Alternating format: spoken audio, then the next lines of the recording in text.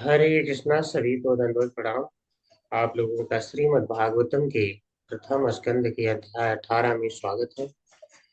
अध्याय का नाम है ब्राह्मण बालक द्वारा महाराज परीक्षित को शाप। तो इसमें हमने श्लोका नंबर 22 तक पढ़ लिया है। हम श्लोका नंबर 23 पढ़ेंगे और आगे बढ़ेंगे। तो पहले हम मंगलाचरण करेंगे। नारायणं नमस्कृत्य नारायणं नारायणं नमस्कृत्य नमस्कृत्य नरं चैव नरोत्तमं नरं नरं चैव चैव नरोत्तमं नरोत्तमं देवीं सरस्वतीं व्यासं देवीं देवीं सरस्वतीं सरस्वतीं व्यासं व्यासं ततो जयमुदीरये। ततो ततो जयमुदीरयेत्। जयमुदीरयेत्। नष्टप्रायेषु अभद्रेषु नष्टप्रायेषु नष्टप्रायेषु भद्रेषु भद्रेषु नित्यं भागवत सेवया नित्यं नित्यं भागवत भागवत सेवया सेवया भगवती उत्तमश्लोके भगवते भगवते उत्तमश्लोके उत्तमश्लोके भक्तिर्भवती नैष्ठिकी भक्ति भगवती भगवती नैष्ठिकी। नैष्ठिकी।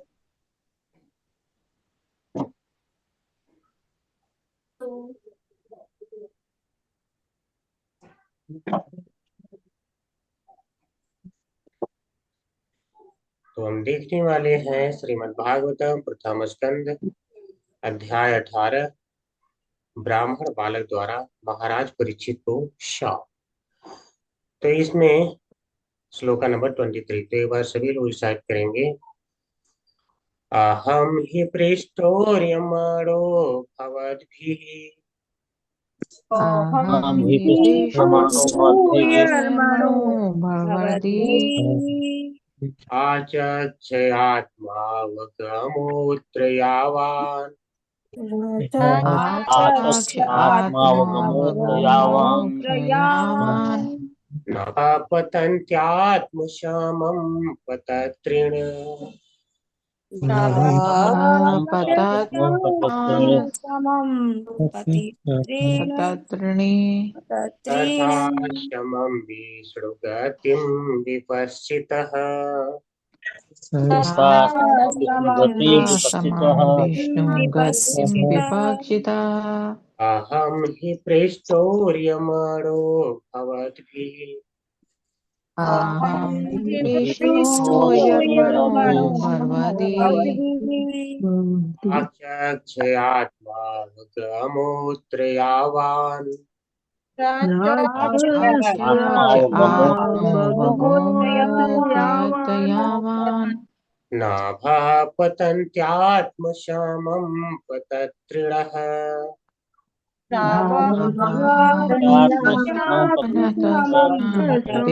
पतितृण तथा शमं विष्णुगतिं विपश्चितः तथा समं विष्णुगति विपश्च। विपश्चिता। शब्दार्थ। अहम मैं ही निश्चय ही पृष्ठ है आपके द्वारा पूछा गया।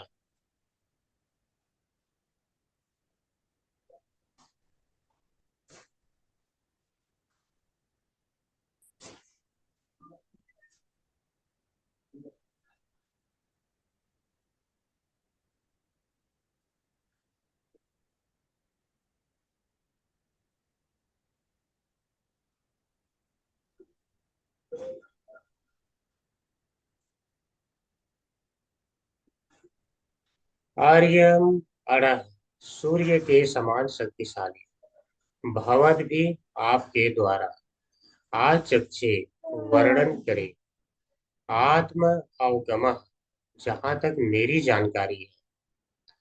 अत्र यहाँ पर यावान जहां तक नभ आकाश पतंति उठते हैं आत्म समम जहां तक हो सकता है पतत्रिण पक्षी तथा उसी प्रकार शमम वैसे ही विष्णु गतिम विष्णु का ज्ञान विपश्चित विद्वानों के माध्यम से भी।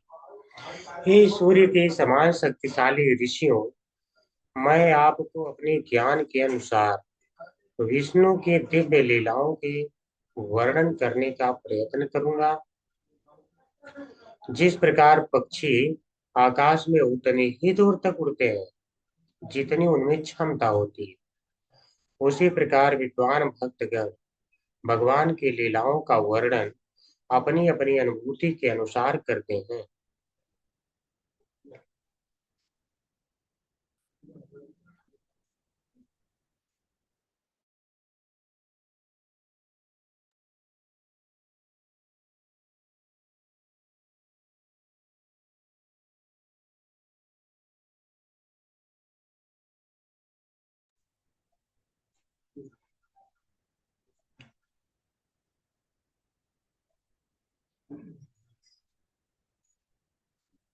हरे कृष्णा सरिता माता जी, प्लीज कंफर्म करें कि आप जुड़ी हुई हैं अभी क्लास जी में। प्रभु जी, कृष्णा जी, जी प्रभु जी। जी ठीक। ओम नमो भगवते वासुदेवाय। ओम नमो भगवते वासुदेवाय। ओम नमो भगवते वासुदेवाय। ओम अज्ञानतिमिरान्धस्य ज्ञानञ्जनशलाकया चक्षुरुन्मिलितं येन तस्मै श्रीगुरुवे नमः। श्रीचैतन्यमनोभीष्टं स्थापितं येन भूतले स्वयं रूपः तदा मह्यं ददाति स्वपदान्तिकम्। वन्देऽहं श्रीगुरोः श्रीयुतपदकमलं श्रीगुरून् वैष्णवांश्च श्रीरूपं सागरजातं सहगण रघुनाथान्वितं तं सजीवं साधवैतं सावधूतं परिजनसहितं कृष्णचैतन्यदेवं श्रीराधा कृष्णपादान् सहगण ललिता श्रीविशाखान्वितांश्च नमो विष्णुपादाय कृष्णप्रेष्ठाय भूतले श्रीमते भक्तिवेदांत स्वामिनिति नामिने। नमस्ते सारस्वते देवे गौरवाणी प्रचारिणे निर्विशेषा शून्यवादी पाश्चात्य देश तारिणे। वाञ्छाकल्पतरुभ्यश्च कृपा सिन्धुभ्यैव च पतितानां पावनेभ्यो वैष्णवेभ्यो नमो नमः। हे कृष्ण करुणा सिंधु दीनबंधु जगतपते गोपेश गोपिका कांत राधा कांत नमोस्तुते। तप्त कांचन गौरांगी राधे वृंदावनेश्वरी वृषभानुसुते देवी प्रणमामि हरिप्रिये। जय श्री कृष्ण चैतन्य प्रभु नित्यानंद श्री अद्वैत गदाधर श्रीवासादि गौर भक्त वृंद। नमो महावदन्याय कृष्ण प्रेम प्रदायते कृष्णाय कृष्ण चैतन्य नामने गौरतुषे नमः। हरे कृष्णा कृष्णा कृष्णा हरे हरे हरे राम राम राम हरे हरे। हरे कृष्णा कृष्णा कृष्णा हरे हरे हरे राम राम राम हरे हरे।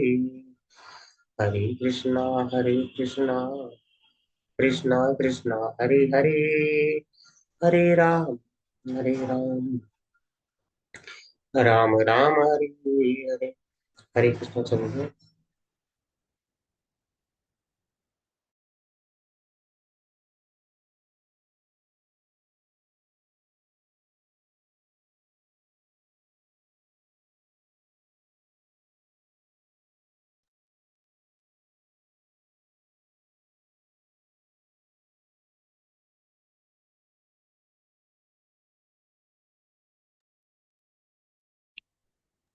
हरे कृष्णा प्रभु जी, दंडवत प्रणाम। हरे कृष्णा दंडोत प्रणाम प्रभु जी। प्रभु जी हम हि पृष्ठोर्यमाणो भवद्भिः अहं हम हि हि पृष्टो अर्यमनो भवद्भिः भवद्भिः आचक्षयात्मावगमोऽत्र यावान् अचक्ष आत्मा वमो यावान् नाभः पतन्त्यात्मशामं पतत्रिणः नाभापतन्त्यात्मसमं पतितृण तथा समं विष्णुभक्तिं तथा समं विष्णुगतिं विपश्चितः। तथा समं विष्णुगतिं विपक्षितः। हरे कृष्णा। सभी को जो लोग रिसाइट करना चाहते हैं कर सकते हैं। हरे कृष्ण प्रभु जी। अहं हि पृष्टो यर्मणो भवद्भिः आचक्ष आत्मावगमोऽत्र यावान् नाभापतन्त्यात्मसामं पतत्रिणः तथा समं विष्णुगतिं विपश्चितः। हरे कृष्ण। हरे कृष्ण प्रभु जी। अहं हि पृष्टो यमनो भवद्भिः आचख्य आत्मावगमोऽत्र यावन् नमः पतन्त्यात्मसमं पतत्रिणः तथा समं विष्णु गति विपच्छितः। हरे कृष्ण प्रभु जी। हरे कृष्ण प्रभु जी, सादर प्रणाम।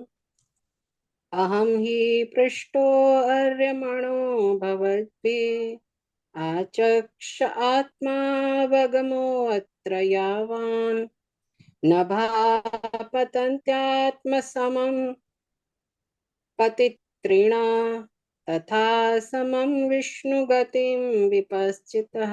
हरे कृष्ण।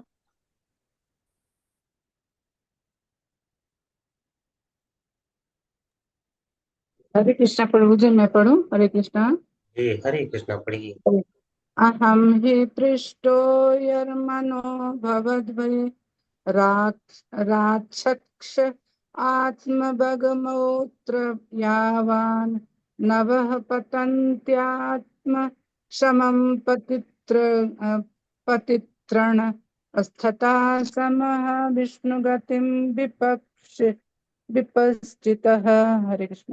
हरे हरे कृष्णा प्रभु जी। अहं हि पृष्ठायमुन भवद्भिः रचक्षात्मोऽवगमत्र यवान् नवः पतन्त्यात्मा समं पतन्त्रिणा तथा समं विष्णुगतिं विवक्षितः। हरे कृष्णा। हरे कृष्णा।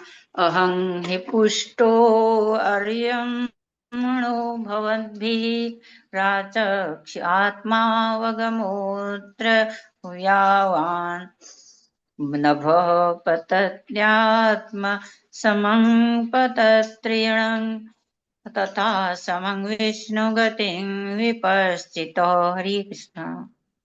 हरे कृष्ण प्रभु जी। अथ अहं हि पृष्ट आर्यमन् भवर्दि अचक्षे आत्मावगनम् अत्र यवन्नभं पतन्ति आत्मा समं पतरिणं तथा समं विष्णुगतिं विपक्षित। हरे कृष्ण। हरे कृष्णा सभी को। अभी हम अर्थ देखते हैं इसका। अभी काफी लोगों ने रिसाइट कर लिया है, बाकी लोग बाद में घर पे प्रैक्टिस कर सकते हैं। तो यहाँ पे देखते हैं। तो हम थोड़ा सा कहानी को पीछे से जानते हैं। जब शौनक आदि ऋषियों ने कहा सूत गोस्वामी से कि आप कथाएं सुनाइए, हम और कथा सुनना चाहते हैं। भला भगवान की कथाएं सुन करके कौन तृप्त हो सकता है। तो इस पर वह अपने जो है सौभाग्य की बड़ी तारीफ करते हैं कि देखो मैंने ऋषियों की सेवा किया है, आचार्यों की सेवा किया है, तो इस कारण से यानी जो महाभागवत है ऐसे लोगों की मैंने सेवा की है, तो जिसके कारण से मेरे सारे जो दोष हैं जो विलोम जाता यानी विलोम कुल में उत्पन्न होने का दोष सारा मिट गया है। तो मैं बहुत भाग्यशाली हूँ, और वही कारण है कि आज मुझे यहाँ पे फिर से कथा कहने का मौका मिल रहा है। फिर इसके बाद उन्होंने यह भी कहा कि अगर भक्तों के सानिध्य में जो भगवान हरि का नाम ले रहा हो तो भला उसका कहना ही क्या। केवल अगर भक्तों से सामान्य बातें कर लेता है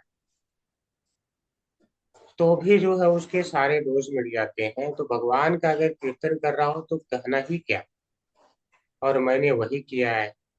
तो इस प्रकार से मेरे सारे दोष इत्यादि मिट चुके हैं, जिसके कारण आप लोग मुझे फिर से सेवा का मौका दें।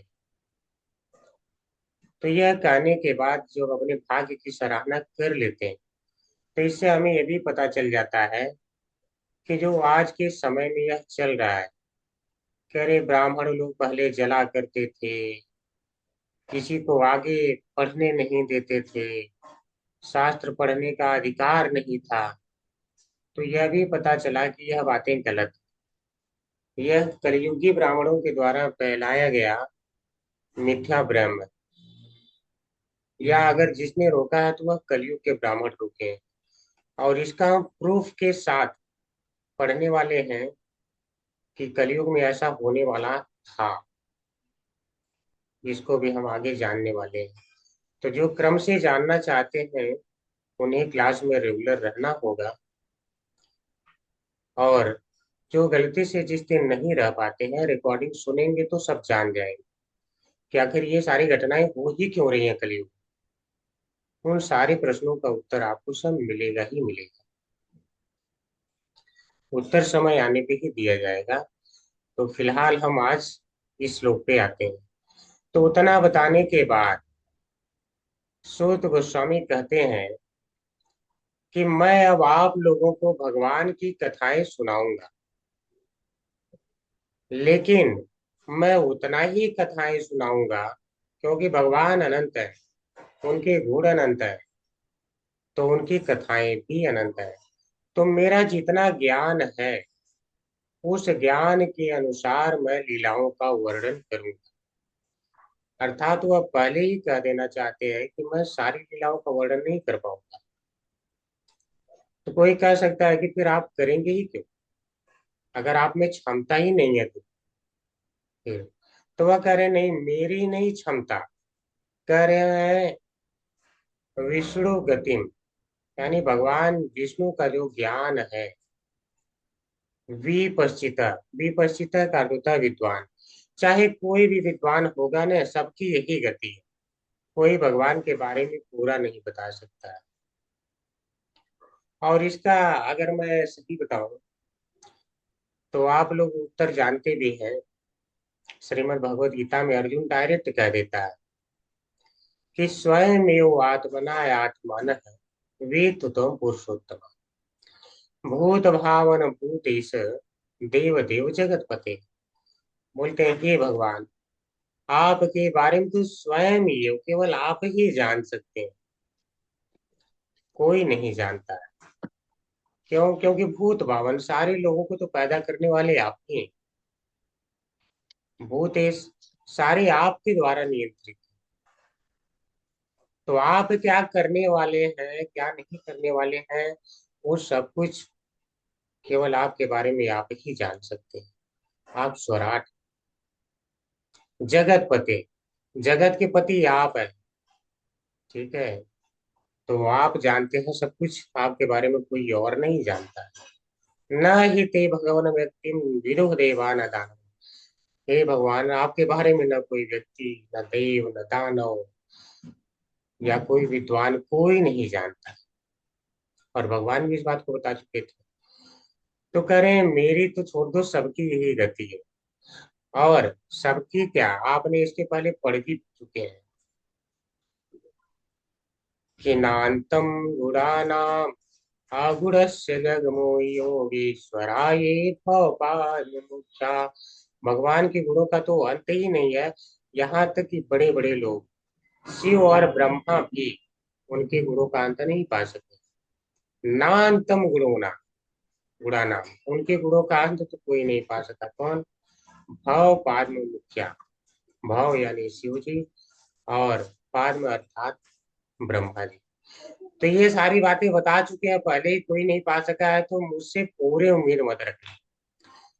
तो मैं कथा उतनी ही कहूंगा जैसे नभ, नभ में, आकाश में, पतंती उड़ते हैं, पतत्रिण पक्षी, बोले जैसे आकाश में पक्षी उड़ते हैं ना, उन्हीं के समम, तो आत्म समम, तो जहां तक मुझसे हो सकता है वहीं तक विष्णु गतिम, विष्णु भगवान का जो ज्ञान है वह मैं तुम आप लोगों से कहूंगा।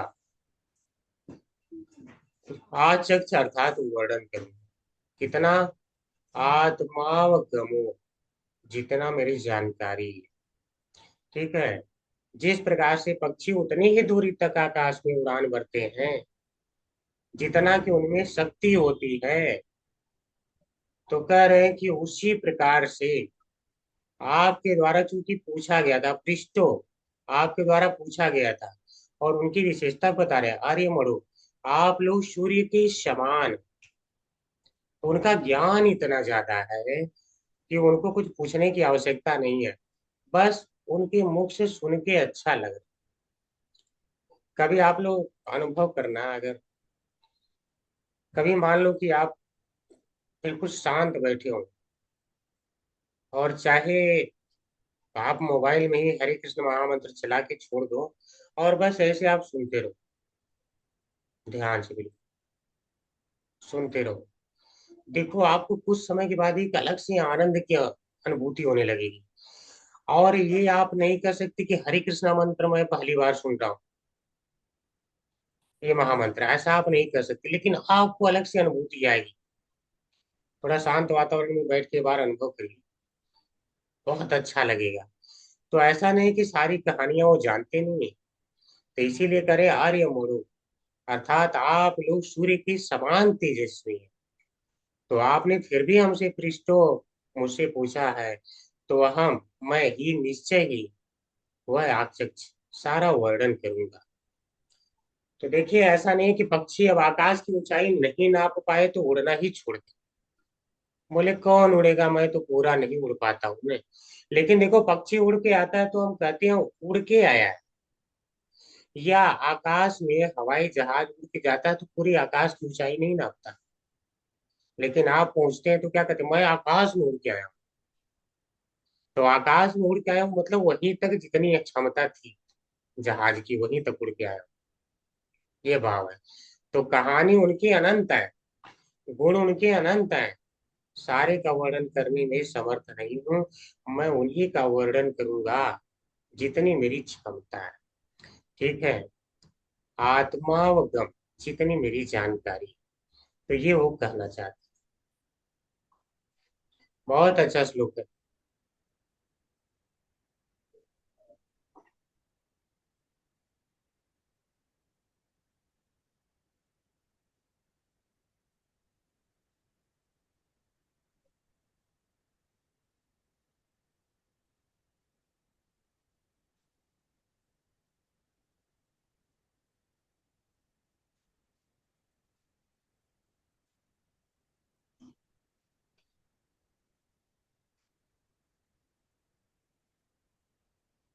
श्रीधरी,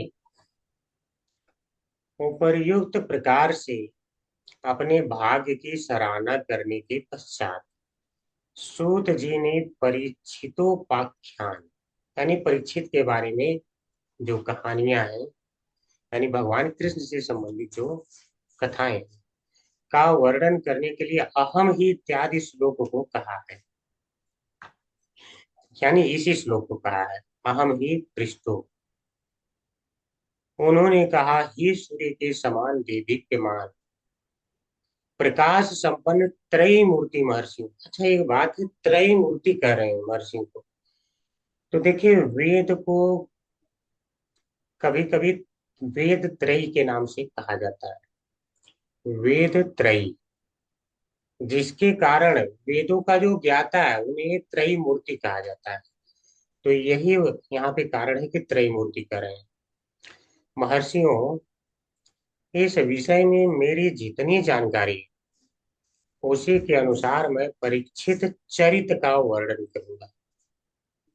ठीक है, जो उनके बारे में है सारा वर्णन करूंगा। उदाहरणार्थ, पक्षीगण अपनी शक्ति के ही अनुसार आकाश में उड़ते हैं। वे संपूर्ण आकाश में तो उड़कर जा नहीं सकते।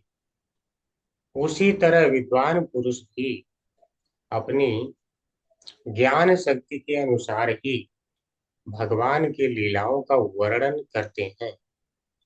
वे भगवान की सारी लीलाओं का वर्णन तो नहीं कर सकते। ठीक है, बिल्कुल स्पष्ट इसकी व्याख्या हो चुकी है। सारार्थ दर्शिनी, देखते हैं श्री विश्वनाथ चक्रवर्ती ठाकुर क्या बताते हैं। अपने सौभाग्य का अभिनंदन करते हुए सूत गोस्वामी पुनः परीक्षित महाराज से संबंधित उपाख्यान को कहना आरंभ करते हैं। यानी महाराज परीक्षित की कहानी चलने वाली है, आगे कहने का ही भाव है। तो परीक्षित की चल रही है, इसका मतलब कृष्ण की चल रही है, ये नहीं है। भक्त की कहानी चलने का अर्थ ही है भगवान की कहानी, क्योंकि भक्त के हर एक कर्म में भगवान होते ही होते हैं। आप आर्यमण अर्थात सूर्य के तुल्य हैं, इसका अर्थ बता दिया। आर्यमण अर्थात ज्ञान के कारण इन्हें आर्यमण कहा गया है। मैं जितना अवगत हूँ, अर्थात मेरा जितना ज्ञान है, उसी अनुसार मैं प्रवचन करूंगा। ठीक है, और करना भी यही चाहिए। देखिए सूत गोस्वामी कितने विनम्र हैं ना।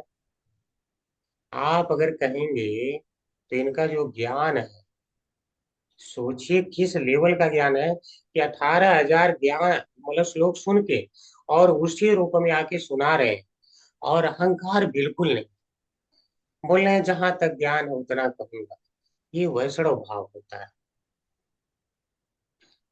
ठीक है, वैष्णव कभी नहीं कहता मुझे तो सारा ही आता है, क्योंकि ये सारा ज्ञान तो सभी को आ ही नहीं सकता।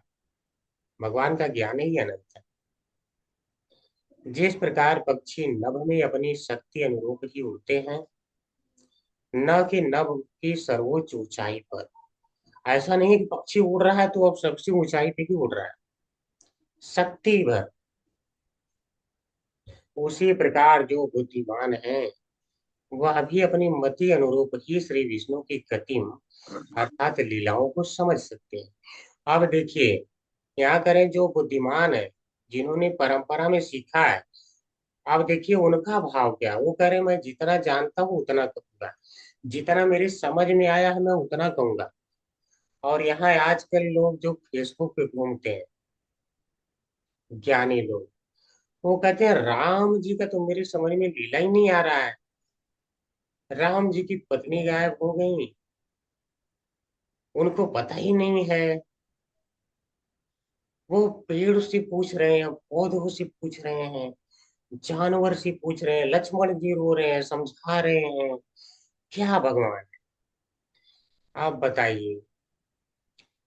भगवान राम की जो लीला है, स्वयं सती देवी जो कि स्वयं दुर्गा देवी की रूप है, अर्थात स्वयं माया, जिनके माया के सभी शिकार हैं, भगवान की माया की वह भी शिकार हो गई थी, आप जानते हैं।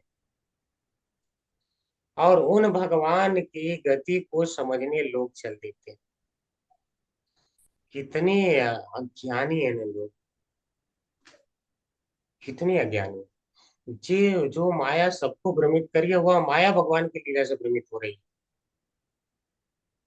और लोग समझने चल रहे हैं फेसबुक पे। गुरु नहीं करना है, फेसबुक पे सारा ज्ञान समझना है। हम तो कहते हैं आओ इस्कॉन में जुड़ो ना। 40-50 साल आप लोगों ने ऐसे ही व्यतीत कर दी, या कोई 35 साल 30 साल का हो मान लो, तो 30 साल तो व्यतीत कर दिया। हमारे पास आके 4-5 साल जुड़ो, उसके बाद चिल्ला चिल्ला के सारी लीलाएं कर जाओ, सारी सब समझ में आ जाए। क्योंकि यहाँ भक्ति से समझा जाता है। और जब भक्ति जो करता है तो भगवान कहते हैं ददामि बुद्धि योगम तम, उसको तो बुद्धि मैं प्रदान कर देता हूँ। देखिए भगवान को स्वयं भगवान समझ सकते हैं, या तो भगवान जिसको बुद्धि दे दे कि वह समझ सके तो वो समझ सकता है। दो ही उपाय है, तीसरा उपाय नहीं। और लोग तीसरा ही उपाय लगा रहे हैं, तीसरा लगाएंगे, चौथा लगाएंगे, पांचवा लगाएंगे, लेकिन जो दो उपाय है वो नहीं लगे। सोचिए। तो आए गुरु के शरण में, गुरु कृष्ण के पास लेके जाएगा, राम जी के पास लेके जाएगा, सब समझ में आएगा। लेकिन गुरु के पास आना नहीं है, फेसबुक पे सारा समझ लेना, कहाँ से समझ पाएंगे। खैर आगे चलते हैं। बाल प्रबोधिनी इस प्रकार से भगवान के महात्म्य को प्रदर्शित करके, महात्म्य इस प्रकार से प्रदर्शित किए हैं कि देखो वो अंत है, उनके गुणों का जो है अनंत, गुण अनंत है। शक्ति यो अनंत शक्तिर भगवान अनंत, भगवान की अनंत शक्तियां हैं। महत गुणत्म अनंतम, उन्हें तो अनंत कहा भी जाता है। तो कह रहे हैं कि उनको प्रदर्शित करके भगवान के गुणों, और इसके पहले आचार्य क्या बोले थे, अपनी बड़ाई करो। तो अपनी रोशी परिप्रेक्ष्य में किए हैं कि वो भगवान की लीलाएं सुने, इसलिए ऐसा हो, योग्य उन्हें माना गया। उसका वर्णन करने में मैं समर्थ नहीं हूं, इसलिए जैसी मति हो वैसा ही बोलूंगा। हे ज्ञान के आधिक्य के कारण सूर्य समान आप लोगों के द्वारा पूछने पर भी मैं यहाँ भगवान की महिमा का वर्णन करने में मेरी बुद्धि जहां तक प्रसारित होती है वहां तक महिमा का वर्णन करूंगा। ठीक है, ज्ञान के आधिक्य के कारण इसकी व्याख्या हो चुकी है।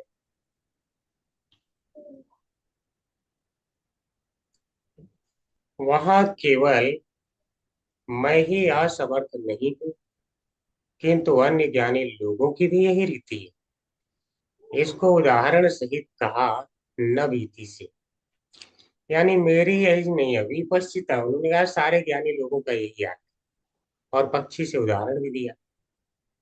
गरुड़ आदि पक्षी जैसे अपनी शक्ति के अनुरूप ही आकाश में उड़ते हैं, उसके अंत को प्राप्त नहीं करते, उसी प्रकार विद्वान भी अपनी बुद्धि शक्ति के अनुरूप ही भगवान की महिमा का वर्णन करते हैं, उसका अंत नहीं प्राप्त करते हैं।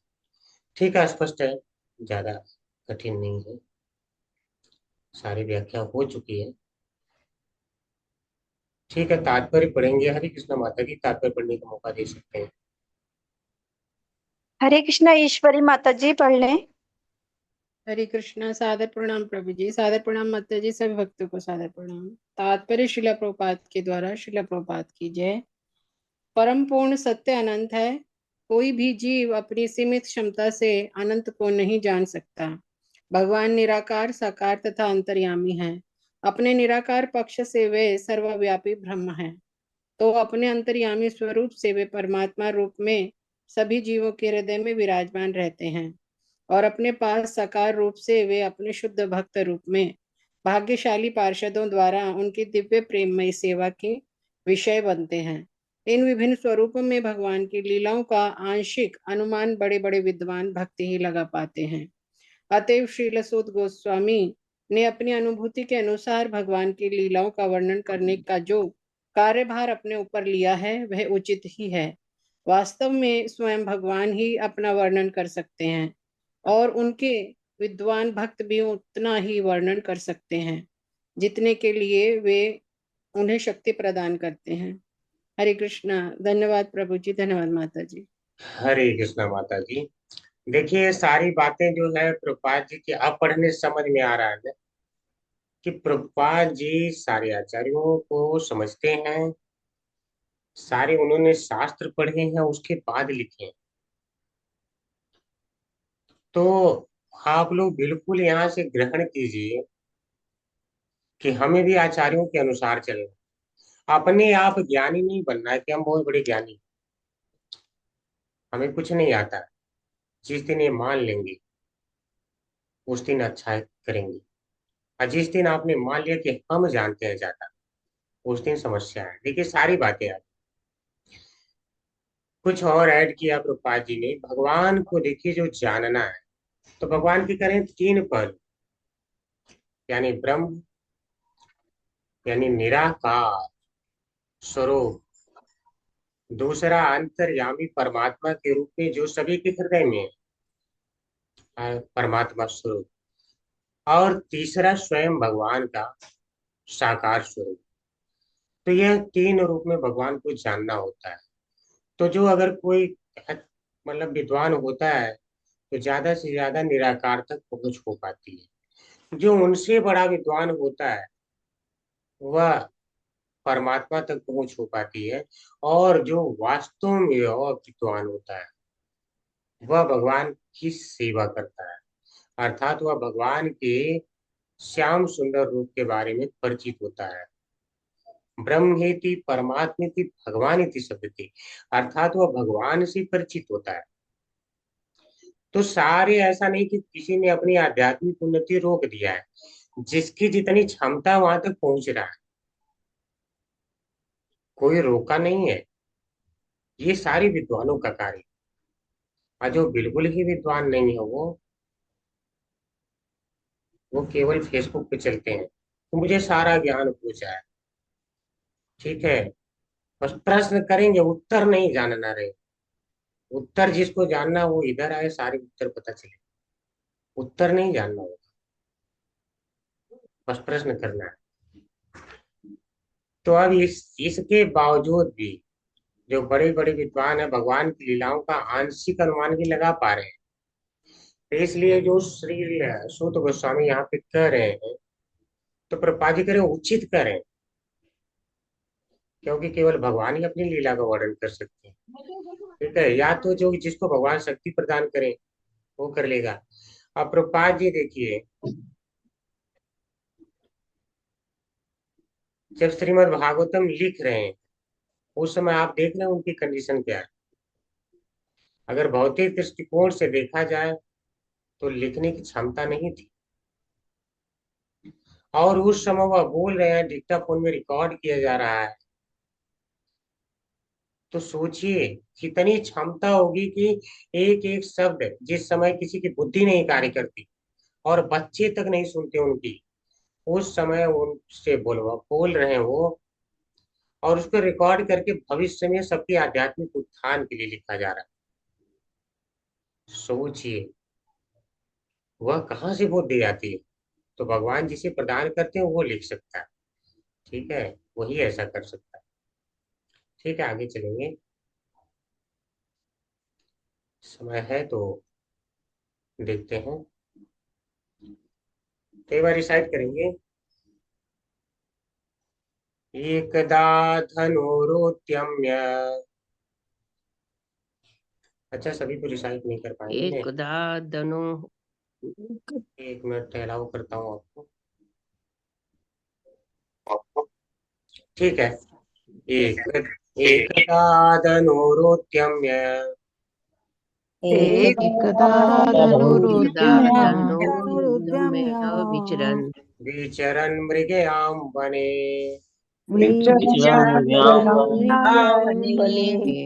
मृगाननुगतः श्रान्तः,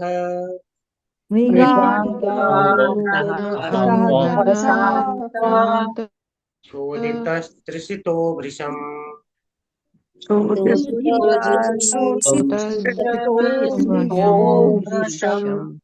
जलाशयम् आचक्षारः,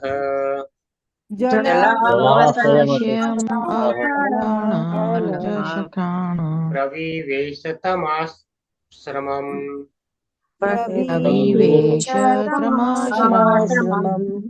ददर्श मुनिम् आसीनम्,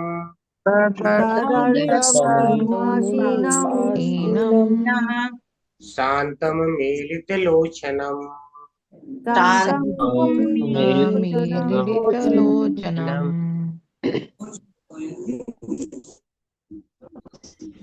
अब देखिए, अब कहानी उन्होंने बोल दिया मैं कहूंगा, तो अब कहेंगे। तो अब कहानी शुरू हो रही है, एक दा यानी एक बार से।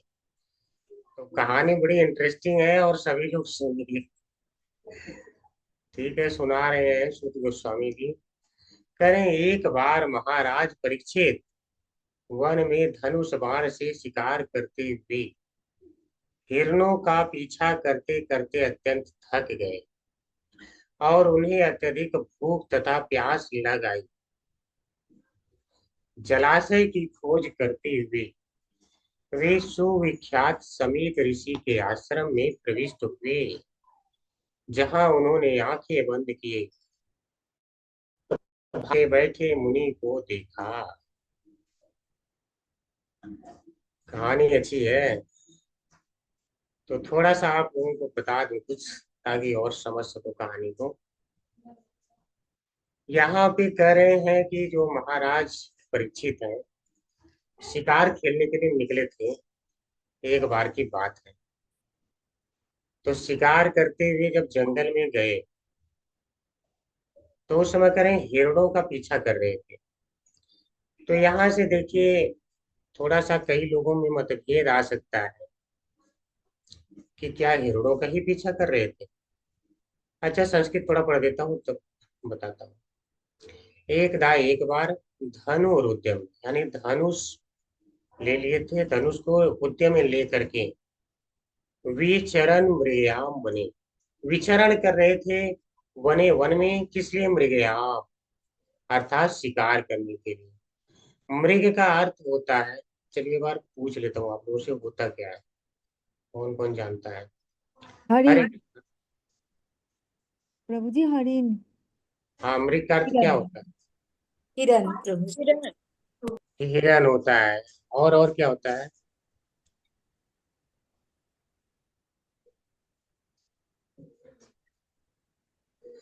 अगर इतना आसान रहेगा तो मैं क्यों पूछूंगा?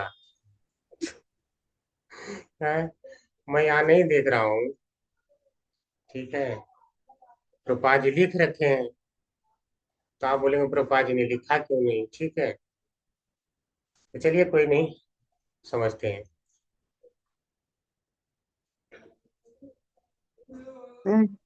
प्रभु जी शिकार।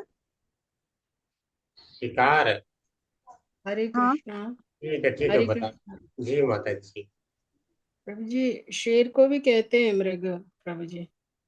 हाँ माता जी, शेर। कुछ कुछ सही आ गई है लाइन पे। और कोई? मृगांक। चलिए ठीक है, आगे बढ़ते हैं, सब बताता हूँ। समय नहीं लेंगे, ऐसे ही समय बड़ा कम रहता है। ठीक है, तो जो मृग है, मृग का अर्थ होता है पशु, तो इसीलिए करें मृगयाम, यानी शिकार के लिए, ऐसा नहीं कि किसी विशेष पशु का। तो थोड़ी सी इसमें जो अच्छी बात है बता दूं। जब पांडु थे, पांडु को बहुत ज्यादा शौक था कि जितने दुष्ट प्रकार के पशु हैं उनका शिकार करें, जो ऋषि मुनि इत्यादि को परेशान करते थे। तो उनका जो ज्यादा समय वो जंगल में ही बीतता था। तो ऐसा नहीं कि वो हिरणों को मारने जाते थे, हिरन ऐसे इनोसेंट ही होते हैं। या अगर कोई हिरन है ऐसा जो दुष्ट है, आके साधुओं को परेशान कर रहा है, तो उसे मार दे। दूसरा कारण, युद्ध की प्रैक्टिस के लिए भी कभी कभी हिरणों का शिकार करने का राजा को अनुमति था, युद्ध की प्रैक्टिस के लिए।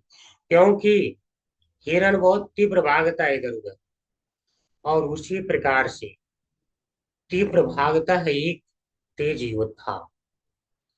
तो जब राजा का युद्ध होता था, तो अपने शत्रु को कैसे प्रहार करके मारेगा, उसके कारण उन्हें मृग का भी शिकार करने का अनुमति हुआ करता था। इसलिए प्रभुपाद जी यहाँ कह रहे हैं विज्ञान का अर्थ उन्होंने क्या लिया है? हिरण। लेकिन महाभारत में मृग का अर्थ दुष्ट पशु को ही लिया गया। तो परीक्षित महाराज भी जब शिकार करने जाते थे, तो उधर यही बताया गया है कि यह दुष्ट पशुओं को ही मारते थे। तो आप हमेशा क्लियर यही नहीं कर सकते केवल हिरण के पीछे ही थे। और वहां पर लिखा है कि जब उनको एक जो है धनुष बाण में मान लो एक बाण उन्होंने मारा, तो एक बाण मारने के बाद जो पशु है वो गिर जाता था, इतना इनका तीव्र निशाना था और इतना तेज था कि उसकी मृत्यु तय हो जाती थी। लेकिन एक बार जब उन्होंने मारा एकदा, ठीक है, जब एक बार मारा तो घटना कुछ अलग हो गई। इस बार जो उनके जीवन में नहीं हुआ था हुआ, घटना हुई कि पशु बच गया। और पशु बच गया, बाण लगा, वो भाग रहा है, ये दौड़ा रहे हैं। और आश्चर्य की बात है कि बहुत तेज भाग रहा है,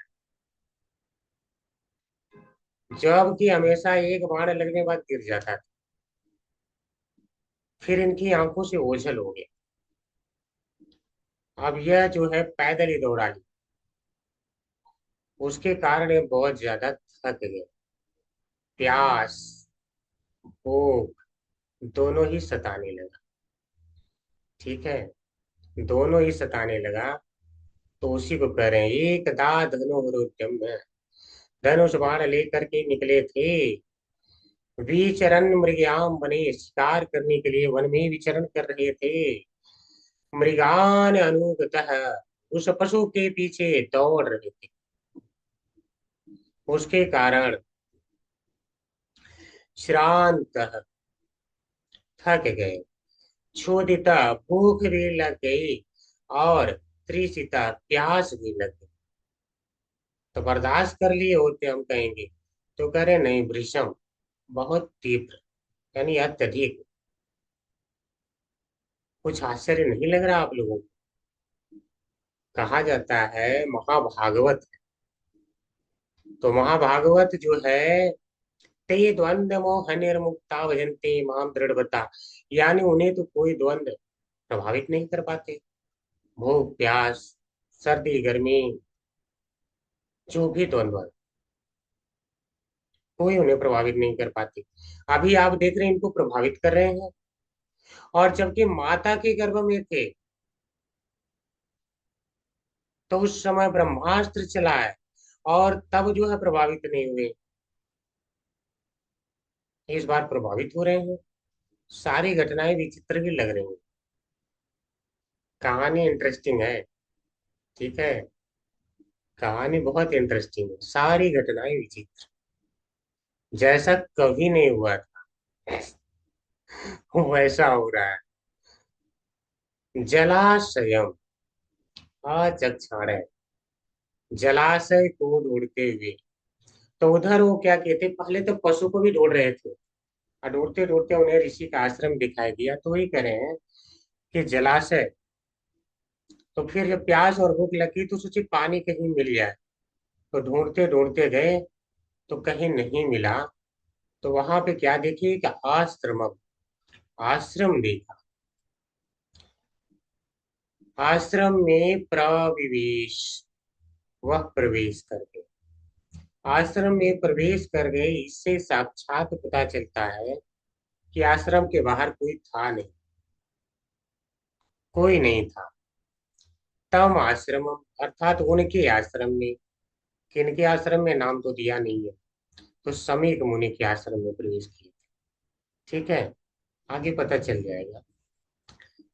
प्रवेश करके क्या देखा उन्होंने वहां, करें दादर्श, देखा। मुनिम, मुनि को देखा। कैसे मुनि को? जो आसीनम, यानी बैठा हुआ, आसन लगा करके बैठा है। कैसे बैठा है? शांतम, बिल्कुल शांत, शांत। मीलित लोचनम, आंखें बंद है, अर्थात योग मुद्रा के अवस्था में बैठे हैं, आंखें बंद हैं, शांत हैं। और अभी बहुत कुछ है जो हम बाद में जानेंगे। ठीक है, अभी यहाँ पे इतना ही है, तो यहाँ पे इतना ही बताएंगे, बाकी बाद में जानेंगे। कहानी बहुत इंटरेस्टिंग है, तो पूरी कहानी धीरे धीरे ही समझेंगे।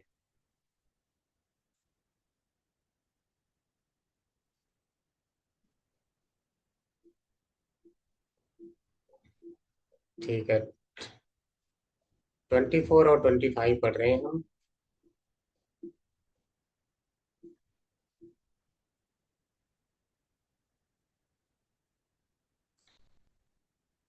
क्रम संदर्भ।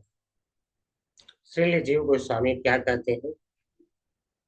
परीक्षित महाराज को अपने धाम की प्राप्ति कराने के लिए भगवान ने की उन्हें ब्रह्म श्राप द्वारा विरक्त बनाने की व्यवस्था की, तथा किस प्रकार श्री भगवान द्वारा श्रीमद् भागवतम उन्हें प्रकाशित हुई, यह एकता इत्यादि श्लोक में उत्तर है।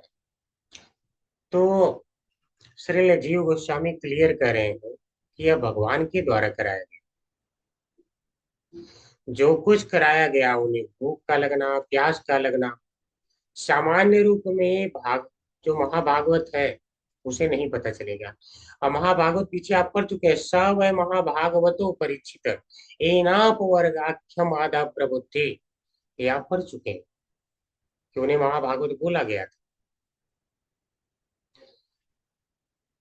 तो इन्हें ब्रह्म श्राप यानी ब्राह्मण के द्वारा जो श्राप दिलवाने का प्लानिंग है, यह भगवान ने ही कर दिया था, ताकि वह विरक्त हो जाए और श्री भगवान के पास आ जाए, क्योंकि इनका सारा कार्य पूरा हो चुका था, कलयुग आ चुका है, और यहाँ तक कि कलयुग को नियत स्थान भी इन्होंने दे दिया है, और उसका अगर पालन कर लिया जाए तो कलयुग कुछ नहीं कर पाएगा। तो सारा कुछ ये भगवान की प्लानिंग से हुआ, ताकि उन्हें राज्यपाट इत्यादि से सारा वैराग्य हो जाए।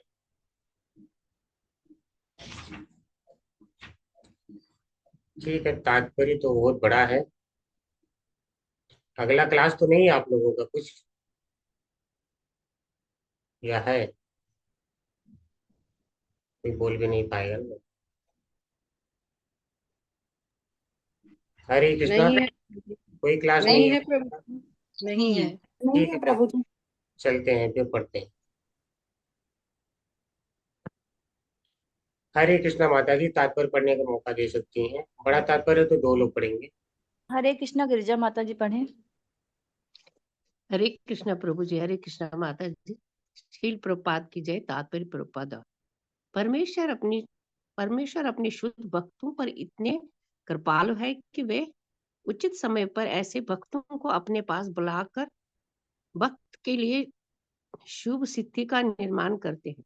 महाराज परीक्षित भगवान के शुद्ध भक्त थे, अतएव उनके अत्यधिक थकने, भूखे तथा प्यासे होने का कोई कारण नहीं था, क्योंकि भगवत भक्त कभी ऐसी शारीरिक अवस्थाओं से विचलित नहीं होता, लेकिन भगवान की इच्छा से ऐसे भक्त भी सांसारिक कार्यकलापों से वैराग्य लेने के लिए, अनुकूल परिस्थिति उत्पन्न करने के लिए ऊपरी तौर से थका एवं प्यासा लग सकता है। मनुष्य को भगवत धाम जाने के पूर्व सारे सांसारिक संबंधों के प्रति आसक्ति का त्याग करना होता है। अतएव जब वह सांसारिक मामलों में अधिक तत्लीन रहने लगता है तो भगवान ऐसी परिस्थितियां उत्पन्न करते हैं कि उनमें उदासीनता उत्पन्न हो जाती है। परमेश्वर अपनी शुद्ध भक्तों को कभी बोलते नहीं, भले ही वो तथाकथित सांसारिकता में व्यस्त क्यों न हो।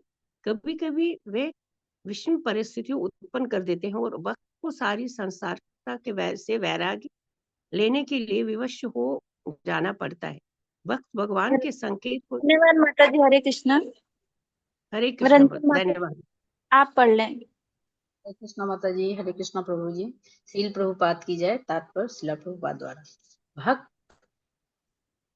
भक्त श्री भगवान के संकेत को समझ लेता है, लेकिन अन्य मनुष्य इसे प्रतिकूल एवं निराशाजनक मानते हैं। महाराज परीक्षित को भगवान श्री कृष्ण द्वारा श्रीमद् भागवतम के उद्घाटन का निमित्त बनाना था, जिस प्रकार उनके पितामह अर्जुन श्रीमद् भगवत गीता के लिए माध्यम बने थे।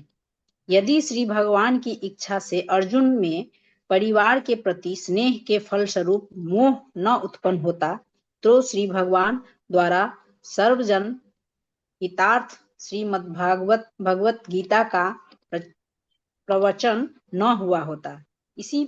इसी प्रकार यदि इस समय परीक्षित महाराज थके भूखे तथा प्यासे न होते तो श्री भागवतम के प्रमुख अधिकारी शील सुखदेव गोस्वामी द्वारा श्रीमद् भागवतम न कहा गया होता।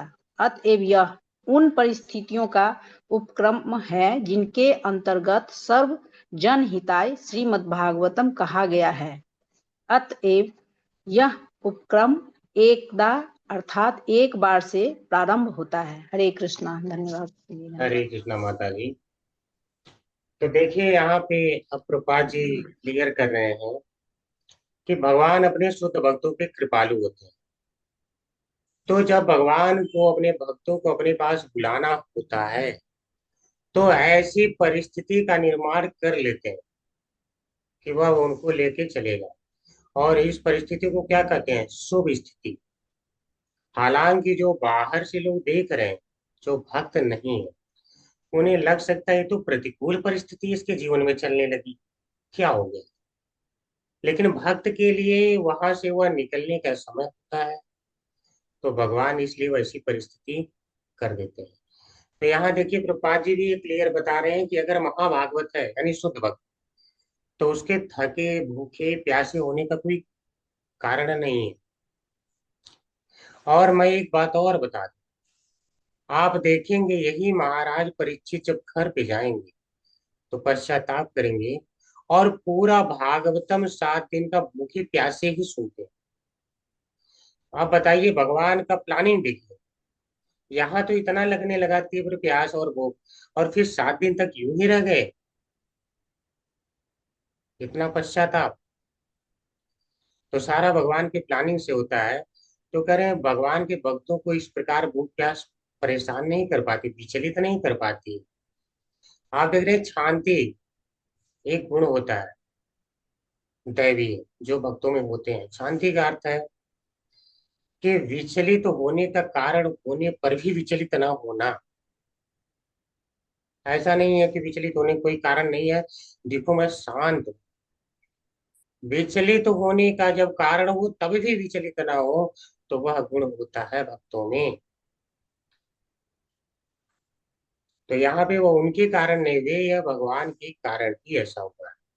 कुछ लोग का यह तर्क है कि उनके मुकुट में कलयुग आ गया था, और आप भागवतम में क्या देख रहे हैं क्लियर कि यह भगवान की प्लानिंग से हो रहा है, अर्थात यह प्रेरित हो रहे हैं वहां पर पहुंचना, उसके बाद के जो कार्य करना भगवान सारा करवाएंगे इनसे। तो इनके ऊपर ऐसा नहीं कि सोने का मुकुट पहन रखे थे तो उसमें घुस गया।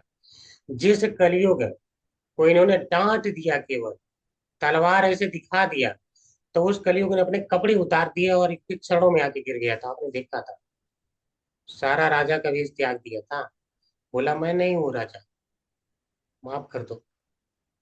समझ गया था कि बचने का भी एक ही माध्यम है। वह कलयुग की इतनी हिम्मत है कि सिर पे आ जाएगा। काल रूपी कलयुग को नियंत्रित करना जानते हैं, तो उसमें तो इतनी क्षमता थी नहीं। उसकी तो क्षमता छोड़ दो, बोले थे देवता भी अगर कोई होगा तो उसकी बाहें उखाड़ दूंगा, काट दूंगा, सुसज्जित बाहें। ऐसा इन्होंने क्या बोला था, कितनी क्षमता थी। तो कलयुग तो इनको प्रभावित करा नहीं है।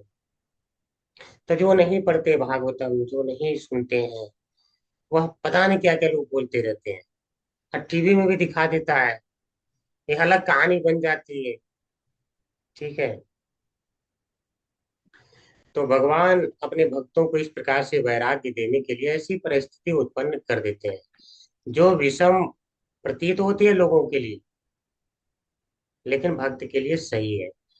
और ऐसी ही आप देखिए लिख रहे हैं, कभी कभी वे विषम परिस्थिति उत्पन्न कर देते हैं और भक्त को सांसारिकता से वैराग्य लेने के लिए विवश हो जाना पड़ता है। और अगर सही कहूं तो ये अपनी कहानी बता रहे हैं। लास्ट में भगवान ने इनकी दुकान जो बची थी उसको भी चोरी करवा दिए, कुछ नहीं बचा, जीरो। आप बताइए, क्या अपनी कहानी नहीं कह रहे हैं? तो अगर महाराज परीक्षित के जीवन में होगा तो कौन सा आश्चर्य है। तो फिर जो है अन्य लोग क्या इसे प्रतिकूल मानते हैं, निराशाजनक, लेकिन भक्त समझ जाता है कि ये भगवान का क्या संकेत है, इसलिए भक्त विचलित नहीं होता। पूरे मानव आचल प्रतिष्ठम, वह वास्तव में आचल प्रतिष्ठम की परीक्षा तब होती है जब ऐसी परिस्थिति आ जाए। अगर भगवान सारे भर भर के दे रहे हैं तब आप क्या आचल, तब तो भक्ति अच्छी चलेगी। जब भगवान छीन ले किसी कारण से तब भी भक्ति करो, तब तो जाने कि हाँ असली भक्त हो। तो इस प्रकार से भगवान माध्यम बना रहे हैं कि श्रीमद् भागवतम के रूप में वो स्वयं आना चाहते हैं। और रहस्य बता ही देता हूँ आप लोगों को। देखिए भगवान ने कहा है क्लियर, यदा यदा हि धर्मस्य ग्लानिर्भवति भारत अभ्युत्थानम् अधर्मस्य तदात्मानं सृजाम्यहम्। जब जब धर्म की हानि होती है और अधर्म का उत्थान होने लगता है तो उस समय धर्म की स्थापना करने के लिए मैं प्रकट होता हूँ। और आप देख रहे हैं कलयुग आ चुका है। कलयुग है कौन? अधर्म बंधु, पूरा अधर्म का ग्रुप ही लेके चला करता है। लोभो नृतम चौर्यम मनार्य मनो ज्येष्ठा च माया कलहश्च दंभ, सारे 9 एक साथ, ठीक है, लेके चला करता है। तो अधर्म है तो उसको मिटाने के लिए भगवान को तो आना ही पड़ेगा ना। तो जो चाहते हैं कि अधर्म से बचना है तो उनको श्रीमद् भागवतम की शरण लेनी पड़ेगी। तो इसलिए भगवान अपने को यहाँ प्रकट कर रहे हैं। तो कोई ये नहीं कर सकता कहाँ है भगवान, मुझे दिखाओ। अरे भगवान प्रेजेंट है, श्रीमद् भागवतम के रूप में उपस्थित हैं। शरण लेके तो दिखाओ, शरण लो, सारा कलयुग न भाग जाए, घर में शांति न आ जाए, संपन्नता न आ जाए, तो आके हमसे कहो, एक बार शरण तो लो। भगवान ने कहा है शरण लेना मुख्य है। तो शरण लेंगे नहीं, चिल्लाएंगे केवल। आप चिल्लाइए, क्या होने वाला है? एक गिलास पानी रख लीजिए, चिल्लाइए मेरी प्यास नहीं बुझ रही, मेरी प्यास नहीं बुझ रही है। अरे मेहनत करना पड़ता है, हाथ से उठाओ, मुंह के पास लगाओ, थोड़ा सा उसको पीना भी पड़ता है, ठीक है। तो कुछ तो मेहनत कर लो, भगवान आके उपस्थित हैं। लेकिन लोग इतना भी नहीं करना चाहते, फिर बोलते मेरे को भगवान दिखते नहीं।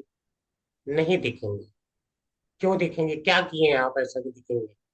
आप किए क्या है कि भगवान आपको दिखने लगे? कुछ करो ना। तो यहाँ पे भगवान निमित्त जो है इनको बना रहे हैं प्रकट होने के लिए।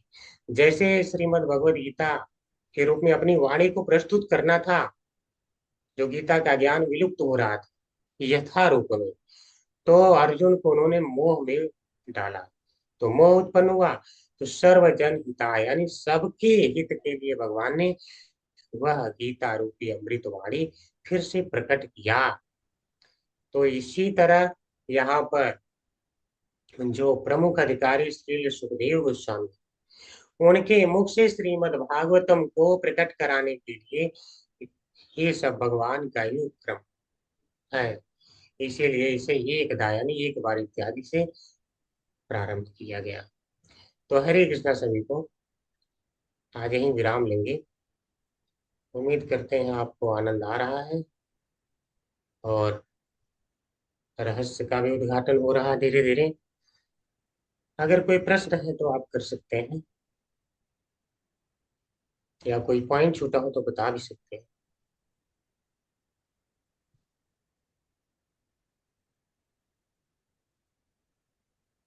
अनम्यूट का ऑप्शन है सभी के पास।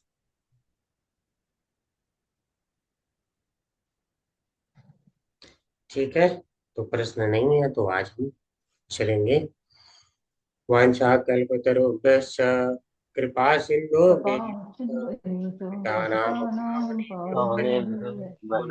नमो नमः। कोटि वैष्णव वृंद की जय जय जय जय शिव की जय, जय कोटि वैष्णव जय जय। हरे कृष्णा। जय। हरे कृष्ण प्रभु जी, दंडवत प्रणाम। हरे कृष्ण प्रभु जी, सादर प्रणाम। हरे कृष्ण हरे प्रभु जी। कृष्ण